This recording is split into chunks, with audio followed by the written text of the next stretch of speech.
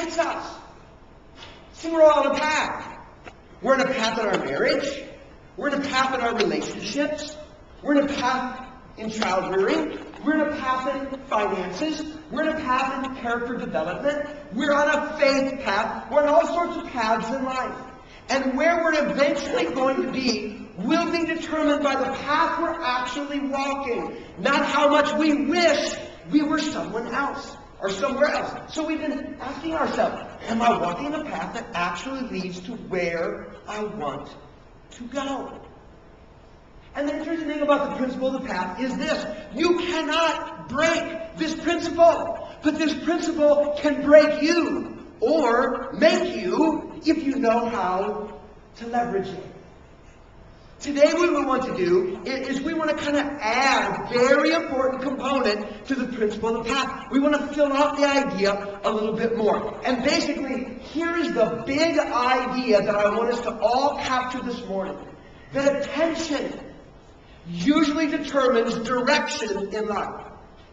What has my attention, what I am focused on, what I am paying attention to, tends to steer my life down certain paths. And those paths have predictable, inevitable destinations. Attention determines direction. Direction determines where we really end up in life. So, I have a question for you. Very simply. Kind of. What has your attention this morning? What's captured your imagination? What are you actually focused on in life? What this morning in life has your attention? Because whatever it is, whatever they are, what has your attention is determining your direction in life. And that direction leads to an inevitable destination. We can almost predict our futures. Now here's the interesting thing about attention. Some things just grab our attention. They just do that. Some things that like grab our attention. I remember in the middle 1990s, I've been going through some real internal changes in my understanding of how the Christian faith is lived out in the world. Not changing in regard to the bedrock fundamentals of the Christian faith. That Jesus is the Son of God who died on the cross to atone for all sins of all people through all time. That if anyone would simply, as a child, put their hope, their trust, their faith in Him, they could be forgiven, restored to God, and have a never-ending relationship with Him. None of that's changed. But how that life lived in relationship with God is expressed in the world was undergoing radical transformation. How the Church of Jesus Christ was to conduct itself, express itself, live in order to be salt and light in the world was all changing. But so many things were new, and it was a little bit disoriented. And at that juncture of my life, I took a trip with a buddy of mine to South Barrington, Illinois. And we visited a church called Willow Creek Community Church that I had heard about, usually in negative context given the circles that I was in at the time.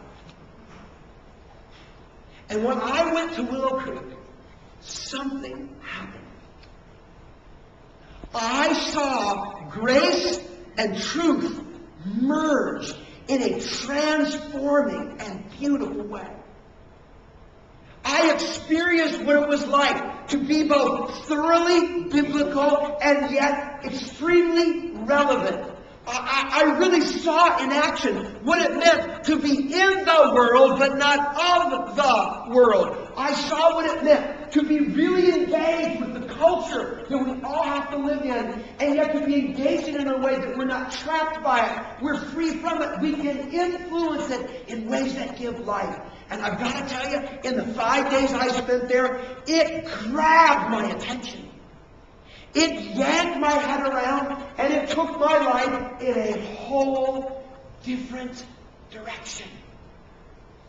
Some things just grab our attention out of the blue. Bam! They're so big. They're so beautiful. They're so attractive, they're so desirable. There's just like, whoa, they grab our attention and off we go in life.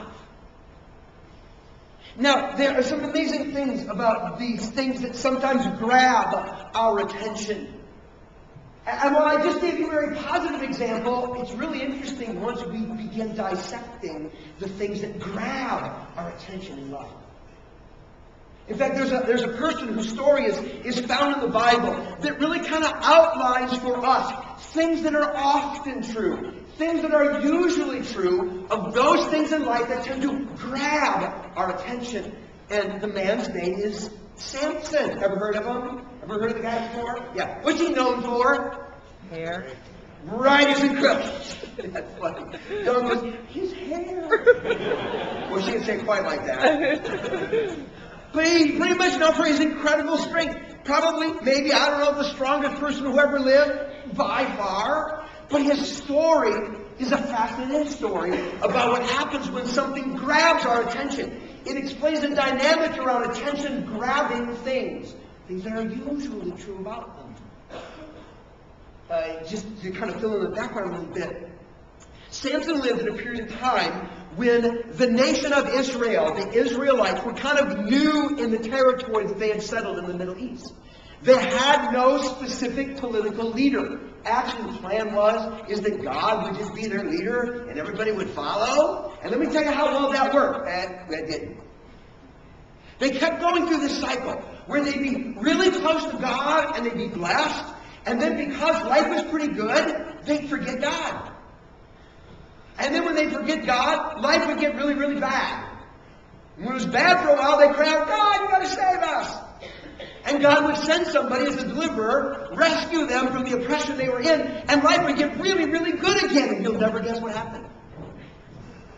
Life got good again, and they kind of forgot about God. And God got really bad, and they cried out, and God said they deliver, and they delivered them, life got good again. And Judges, the book of Judges, is that cycle over and over and over and over again. Life is good, forget about God. Life is bad, cry out to God and get delivered. Life gets good, forget about God. Life gets bad, you need to cry to God and be delivered. Of course, you and I have never experienced that in our life. But that's kind of what the book of Judges is about. And Samson was one of the judges, one of the military, political leaders raised up by God to throw off oppression and slavery so that people could be free again. Here's the interesting thing about Samson. He took the Nazarite vow. Kind of old, kind of mystical, but it basically went like this. It basically said, in exchange for certain favor from God, a certain call of God to fulfill, I'm going to make a promise, take a vow, not to do three things. Number one, I will not drink wine, no alcoholic beverages, not going to drink it. And number two is I'm never going to touch a dead body. And number three, I'm never going to cut my hair. Okay? So a Nazarite was kind of like how can I describe it? A teetotaling hippie who avoided graveyards. Kind of like what a Nazarite was. That's kind of the vows that he took. And in exchange for that, there was this special favor of God that came on his life. And because of this vow, God kind of used that to give him this superhuman strength. I mean, like Superman sort of a thing. I mean, he could fight hundreds of people and kill them all. He could pick up gates to the city. These were fortified gates weighing tons. And he could pick them up and carry them. He's amazing, this piece of strength. So that's kind of Samson. But the interesting thing about his life is, it was kind of a checkered story. And one day something happened that captured his attention. It says in Judges chapter 16, beginning in verse 4, it says, sometimes later, as the story unfolding, he fell in love with a woman in the valley of Sorek whose name was Delilah. Yeah. He fell in love with a woman whose name was Delilah. In other words, we could say it this way. His attention got captured by a woman, and his life began going in a different direction. That's what's happening here. Okay?